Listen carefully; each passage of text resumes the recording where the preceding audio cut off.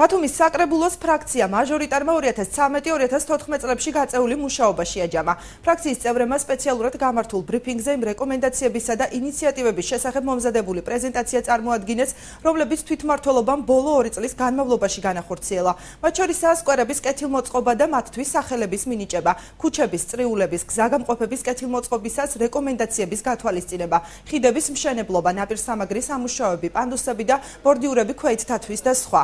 ისაუბრეს იმ საკითხებზეც, რომელთა შესახებ წარდგენილი ინიციატივების რეალიზებაც ვერ მოხდა, მათ შორის ბათუმის ბულვარის კვლავ თვითმმართველობისთვის დაბრუნების საკითხზე. ფრაქცია მაჟორიტარი ბულვარის დირექციას მოუწოდებს დაესწროს 30 ივლისს დაგეგმილ საკრებულოს ხდომას და ისაუბროს იქ არსებულ არაერთ პრობლემაზე. ასევე ბულვარის ტერიტორიაზე ავტომობილების უნებართვო მოძრაობისა და ტბაზე უკანონო თევზჭერის საკითხებზე.